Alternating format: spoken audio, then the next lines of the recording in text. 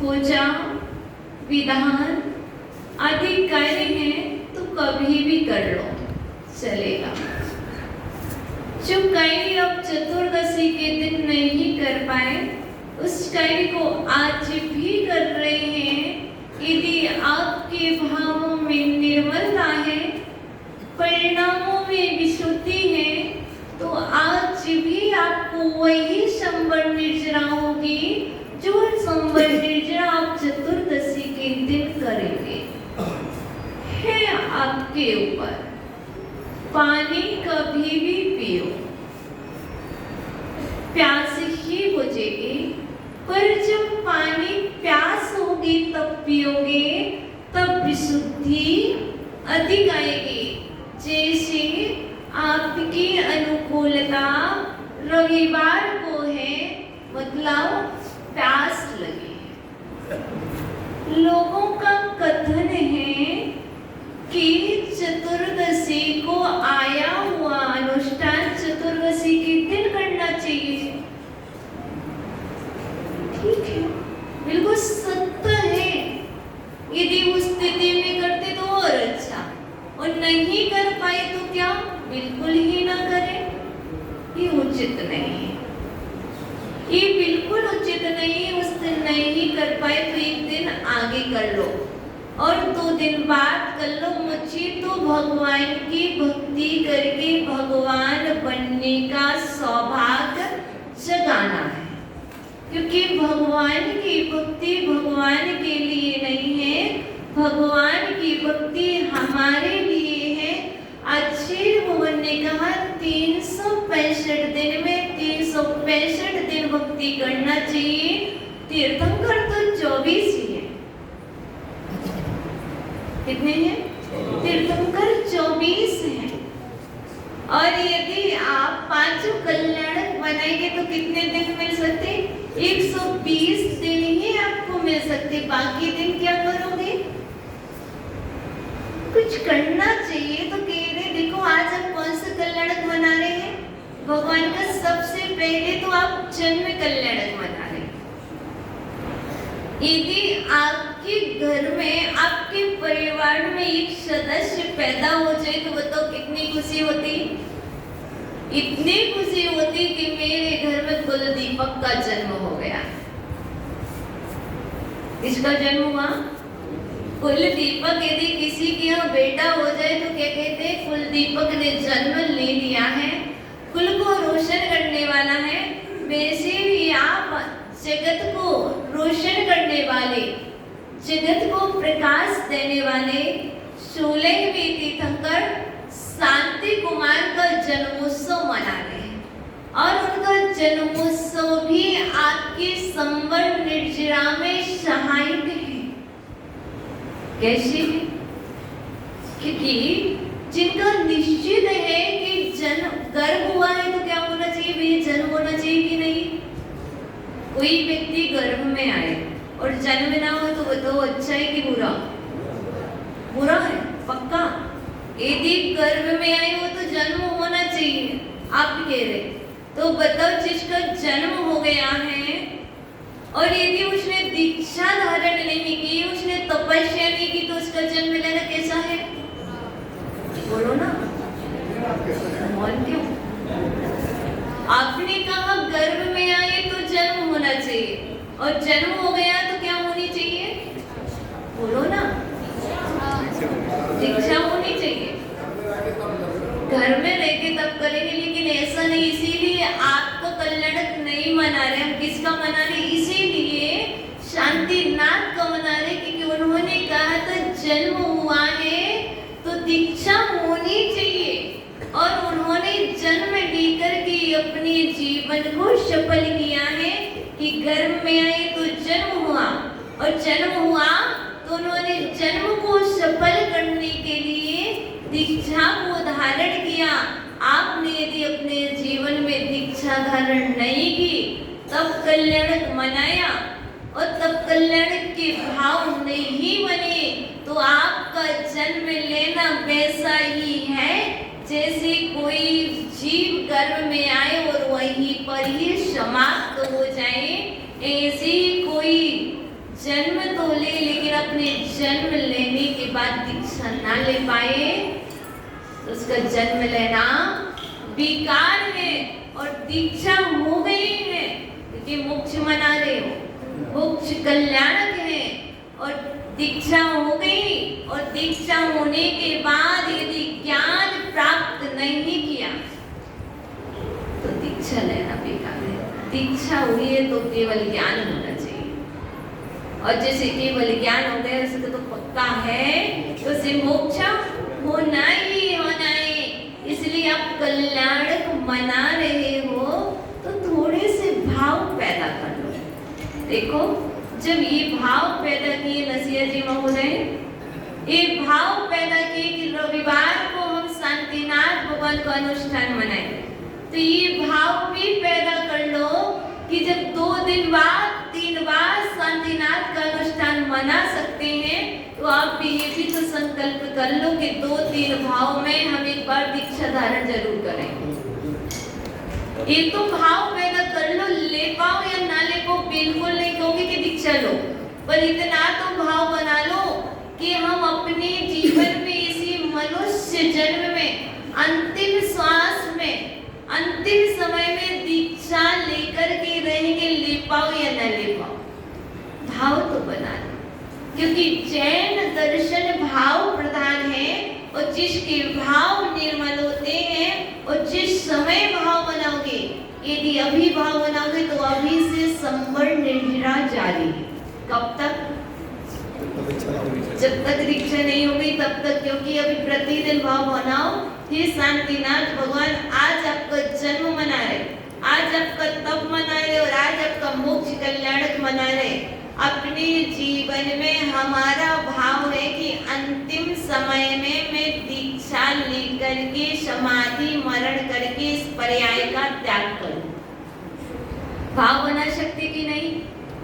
भाव भा सकते कि नहीं? कुछ लगता तो नहीं है? सौधर्मन बनने के लिए नितिन जी बोली लगती है, शांति धारा लगान करने के लिए बोली लगती है, प्रथम अभिषेक का कलश करने के लिए बोली लगती है। क्या तो बता रही हूँ, सारी क्रियाएं शास्त्र भेंट करने के लिए बोली लगती है, ईशानेन्द्र बनने के लिए बोली लगती है, महेंद्र बनने के लिए, सानत कुमार कुबेर सबके लिए बोली लगती है। लेकिन बताइए, आपके भाव निर्मल करने के लिए कौन सी बोली लगती है? लगती है भावों की बोली लगती है। आपने आज तक बोली नहीं लगाई, आपने बोली नहीं लगी, हम कह रहे लगाइए बोली, बोली लगेगी। और आपके भाव, यहाँ का सौधर्मेंद्र नहीं बन के रहना, यहाँ का कुबेर नहीं बनना, यहाँ के सानत कुमार नहीं बनना और यहाँ के महेंद्र नहीं बनना, वहाँ के बनना है। तो उसके लिए चाहिए भावों की बोली। और वो कैसे भावों की बोली? संयम रूपी भावों की बोली जब तक जीवन में नहीं लगेगी तब तक आप यहाँ के ही इंद्र महाराज बने रहोगे। कौन से महाराज बने रहोगे? सिर्फ यही कि इंद्र महाराज बने रहोगे और कल्याण नहीं होगा। इसलिए आपको चाहिए कि आज आप मनाने आए और हमें बुला के लाए हो कि चलो माता जी प्रवचन सुनना। तो अभी हमने आपकी बोली सुनी थी, अब आपको हमारी बोली में भाग लेना होगा कि आज हाथ खड़े करके बताना होगा कितने लोग हैं जो ये नियम ले रहे कि अंतिम समय दीक्षा लेंगे, लेने के भाव रखेंगे। भाव तो रखेंगे, ले पाओ या ना ले पाओ, मैं सिर्फ इतनी ही बोली लगा रही हूँ कि आप अंत समय में दीक्षा लेके संन्यास स्मरण करने का भाव रखेंगे। बता दो भाई, बाकी तो उठा नहीं रहे, मतलब क्या है? हॉस्पिटल में मरण करना, रोड पर मरण करना, कभी भी यदि जैसे हॉस्पिटल में मरण नहीं करना हो तो वो सोचे कि मैं भाव रखूंगा, ले पाओ या ना। ठीक है राजकुमार जी, प्रोग्राम बहुत बड़ा किया, प्रोग्राम बहुत बड़ा किया है, पुरस्कार भी बहुत सारे बांटे हो, बांटने वाले हो, सबको देने वाले हो, एक पुरस्कार आप भी ले लो, एक पुरस्कार आप भी ले लो। भाव ना भालो कि हमारा अंतिम मरण भगवान समाधि पूर्वक हो, ऐसे भाव बना लो, ठीक है ना? ले लो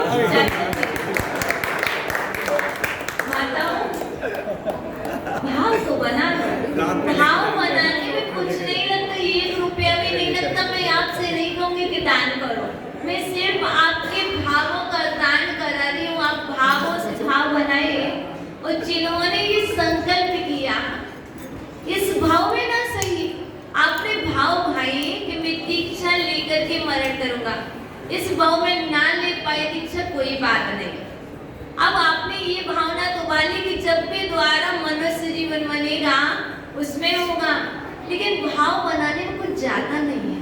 और अच्छी कार्यों के लिए हमें करना चाहिए।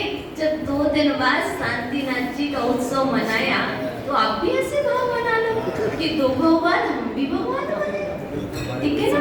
इसलिए आपके लिए कल्याण की परंपरा में कल्याण को करने वाला भाव विशुद्धि पूर्वक भाव बनाना आपके संबल निर्जरा में सहकारी है। अभी देखो यहाँ पर क्या रखा है सामने, लड्डू। किस चीज का है? आटे का लड्डू। वाह, आज तो पहली बार जीवन में देख रही हूँ भाई, आज तो पहली बार जीवन में देख रही हूँ आंखों से आटे का लड्डू, है ना? जयपुर में देखो तो बूंदी का चढ़ता, और अन्य जगह देखो तो कोई और चढ़ता चीनी का, और कहीं खंड का चढ़ता, और कहीं मावा का चढ़ता। आज पहली बार अपने लाइफ में देख रही हूँ आटे का लड्डू, सच्ची कह रही हूँ। यहाँ पे दोनों खंड का भी है। देखो बच्चों, पहली बार देख रहे हैं आप भी, कुछ लोग तो आज पहली बार देख रहे होंगे। अब बताओ, लड्डू देखा कैसा होता? सबकी प्लेट में है, गोल है ना? पक्का गोल है, कहीं ऐसा तो नहीं है चपटा चपटा, गोल ही है ना? अच्छा, एक बात और बता दो अरविंद जी, उधर आ गए, अभी वहां थे अभी इधर आ गए। एक बात और बता दो, लड्डू गोल है पक्का, मीठा कहाँ से है? प्रदीप जी, मीठा कहाँ से है लड्डू? अंदर से। देखो नहीं है अंदर से, लड्डू गोल है तो उसका कोई और छोर है क्या? आप कहीं से भी जगह, पूरब से, पश्चिम से, उत्तर से, दक्षिण से, नैऋत्य से, आग्नेय से, वायव्य से, ईशान से, ऊर्ध्व से, अधो से, कहीं से भी लड्डू चखो, कैसा है? मीठा ही मीठा है। आज मुख्य कल्याणक मना रहे, और ये लड्डू इसलिए चढ़ा रहे जिस दिन भगवान इस लड्डू की तरह मेरा जीवन मधुर मधुर हो जाएगा, उस दिन ही मोक्ष होगा। जब तक लड्डू इसलिए चढ़ा रहे कि भगवान का मोक्ष हो गया, और लड्डू इसलिए भी नहीं चढ़ा रहे कि भगवान का जन्मोत्सव है। लड्डू इसलिए चढ़ा रहे कि लड्डू को देख करके हमारे अंदर में भाव बन जाए। देखो ये लड्डू गोल है, कहीं से भी जगो मधुर है। और जब लड्डू चढ़ाने वालों आज लड्डू चढ़ाओगे तो विचार कर लेना कि आज मैंने लड्डू चढ़ाया है। आज के दिन तो मेरे अंदर में, मेरे जीवन में लड्डू की तरह मधुरता घुली रही, तो आज कम से कम याद तो रहेगा कि मैंने निर्वाण महोत्सव मनाया है और लड्डू से शिक्षा लेकर के मैं आया हूँ। तो हमारे यहाँ पर प्रत्येक क्रिया कार्यकारी होती है, निष्फल नहीं होती।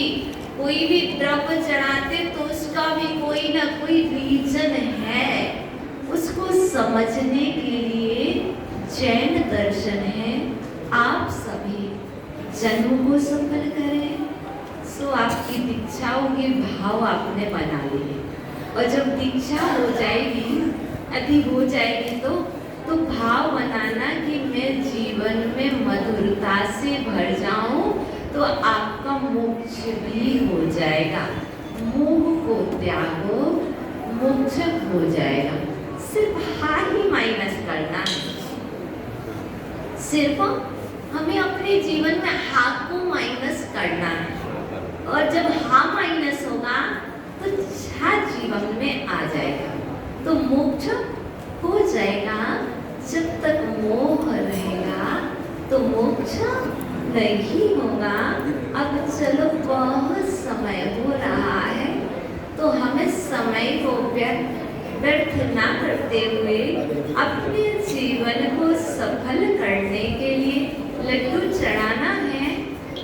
चढ़ाना है, बता तो दो कितने लड्डू चढ़ाओगे? कितने लड्डू चढ़ाओगे? सब चढ़ाओगे। और लड्डू जैसा बनोगे कि नहीं? बनोगे। संकल्प ले लिया है। संकल्प लिया कि लड्डू चढ़ाएंगे। नहीं, गोल नहीं, कैसे बात हो गई? तेरे लड्डू जैसे गोल बनेंगे। लड्डू जैसे गोल नहीं बनना। लड्डू के अंदर में जो गुण है उस गुण को अपने जीवन में लाना है कि मेरा जीवन मधुरता से भरा रहे। राजकुमार जी का तो भरा ही है, उसका तो कोई दिक्कत नहीं, लेकिन फिर भी सब लोग कैसे लड्डू की तरह मधुरता से जीवन भरा रहे। इसलिए हम सभी इस भाव को लेकर के आत्म कल्याण के निमित्त संवर्त निर्जना के लिए भगवान के श्री चरणों में आज ही चतुर्दशी है।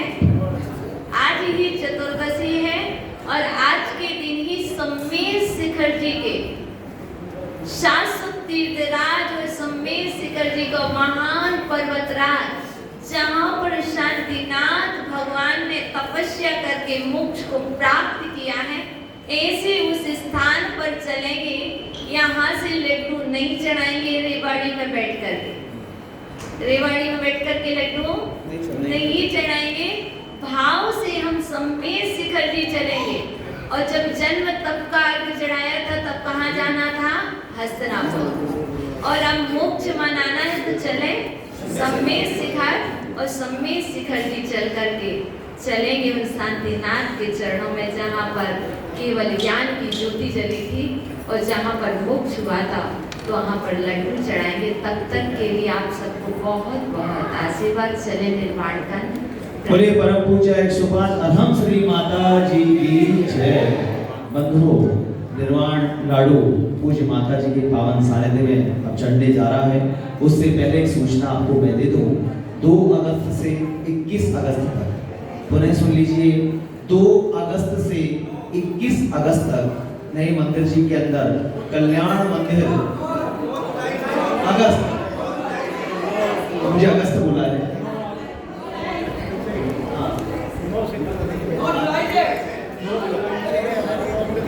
ठीक है, और जी ने करेक्शन कर दिया। 9 जुलाई से 21 अगस्त तक कल्याण मंदिर का पाठ प्रतिदिन नया मंदिर जी में होगा।